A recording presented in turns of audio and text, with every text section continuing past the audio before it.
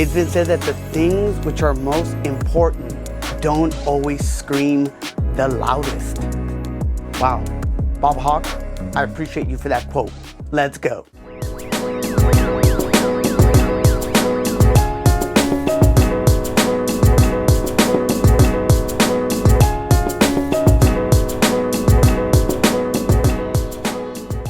Hola, ¿qué tal mi gente? This is Noan El Boricua. Super excited to be able to come to you once again, como sabemos siempre, with lo que es cultura, faith y conexiones. It is Fuel, Pasión Friday.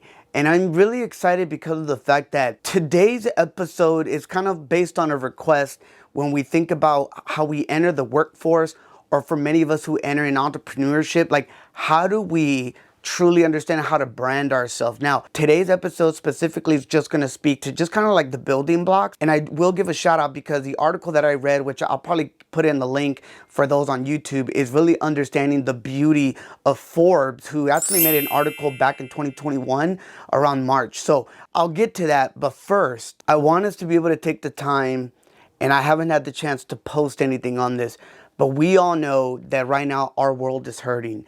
Specifically in Eastern Europe, where we have Ukraine under attack right now by Putin and, the Russian military. So for me, I really hope, and my prayer is, and this is something that in my own inner circles and around some of my colleagues, is really allowing space to be able to understand that there are people, human beings, that are going through some hard times. There is colorism that is happening at many of these buses along the borderlines of people just trying to get home from, missionaries from Africa and from students from Asia. Like there's a lot going on in this world right now. As my friend Chris Williams said, it's kind of hard when there's an extra layer added because of the color of your skin. And I just want to be able to recognize we are praying for all of the Ukrainian people and people in general that are in Ukraine trying to get out. But we're also praying for our Russian people as well, because many have actually stood up and don't want this war or this takeover that they're trying to do. I don't want to really call it a war, but it's essentially that.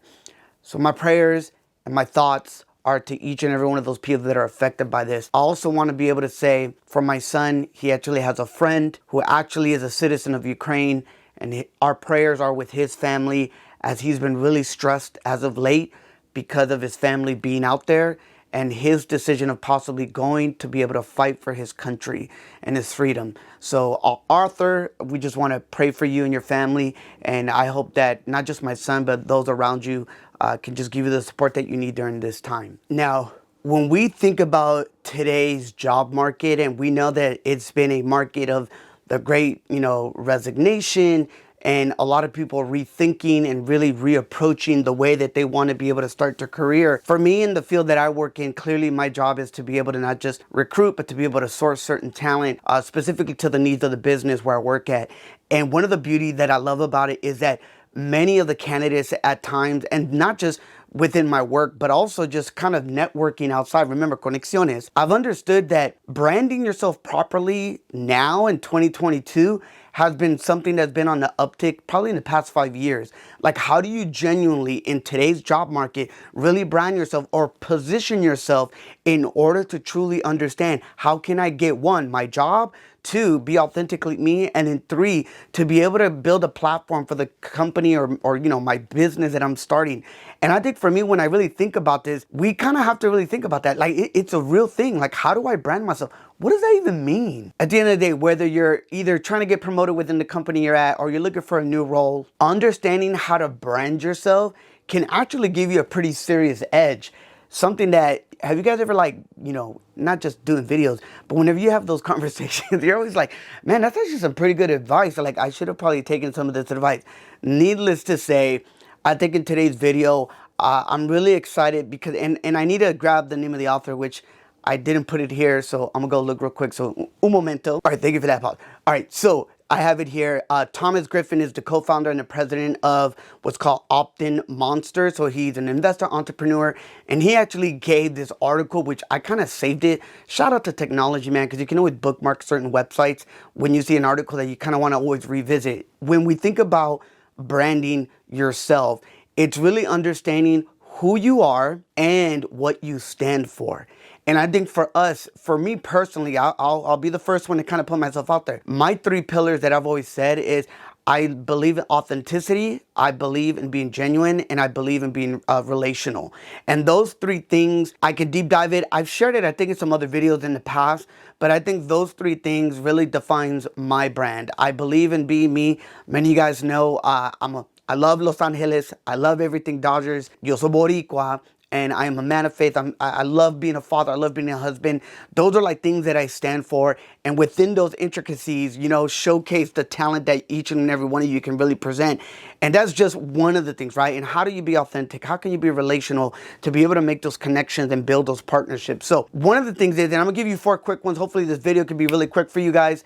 But really understand that number 1, like define what you stand for. Thomas makes a really good example that one of the biggest exercises that you have, and here's it, you have to put in this work. That's the underlining thing in all this. If you don't put in the work, if you don't put in the research, if you don't put in that time, you'll never truly understand what your personal brand is. So that's kind of like the bonus one that I need to give you guys. Hard work will always pay off. If you don't have that in, woven cohesively in all the things that you're doing, you're never going to be able to find that. But again, determine what you stand for. And also not just stand for, but what you want to be known for, because this will help you discover like your traits and skills that you can offer to the workplace. Again, I'm a deep dive in a series. I think there's been a lot of questions around like, how can I be recruited? How can I stand out? I don't know. Let me know if you guys want me to do like a podcast series on this. Number 2 that I really loved about this article was you need to grow your online presence. And I, look, I'm the first one to tell you, man, that is one of the hardest things to do. I love, mi hermana, my friend Najia. She would always tell me, how many followers do I have? And that was like the least of my worries, and she really showed me that it wasn't so much about how many followers, but what do you portray and how do you engage and how do you show your brand? So Najia, shout out to you because you really, made me convert my profile to like a public profile or a blog. You can choose what you want to be known for. Really, it made me reconsider some of the things of like, man, what am I portraying?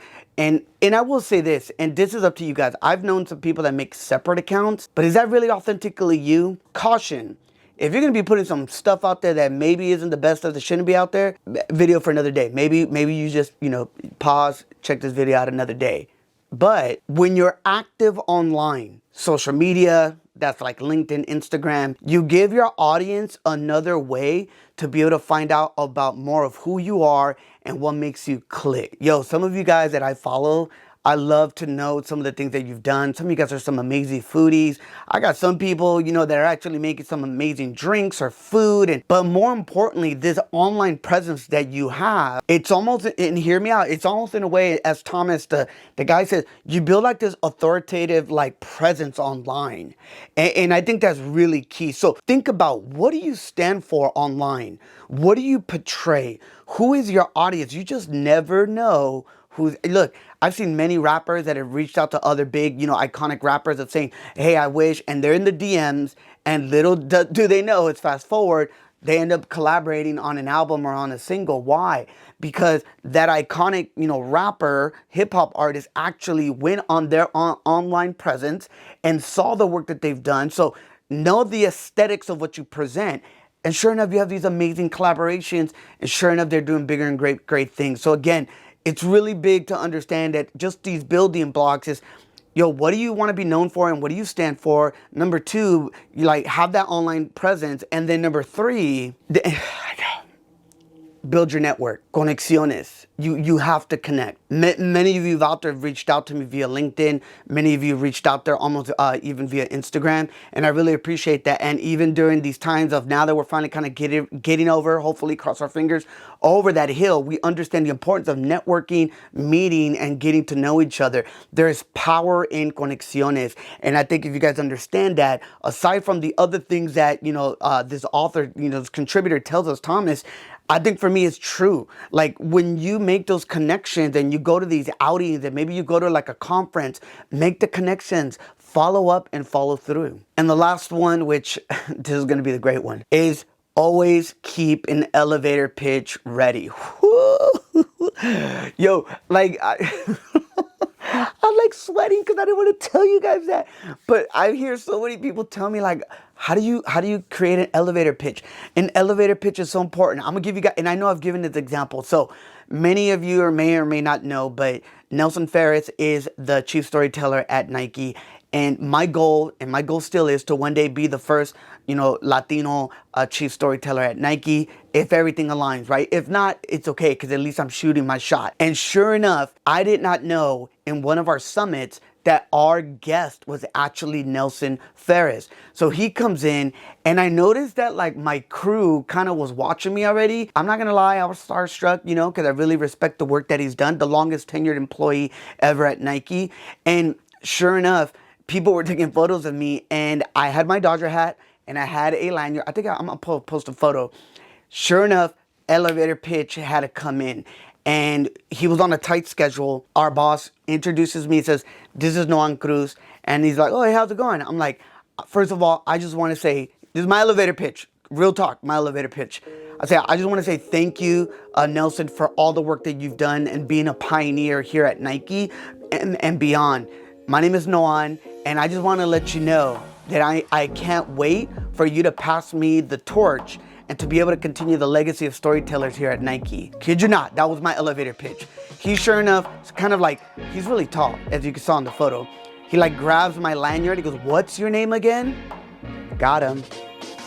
My name is Noan, and you're from LA, I see the hat. I'm from LA. Here's the conexión. Man, do you know where Long Beach is? Bro, of course I know where I grew up in Long Beach, at one point in my childhood. I didn't say that, but in my mind, I said that. And sure enough, I say, I sure know where Long Beach is. And he goes, I actually went to, oh my God, I'm forgetting the name of the school.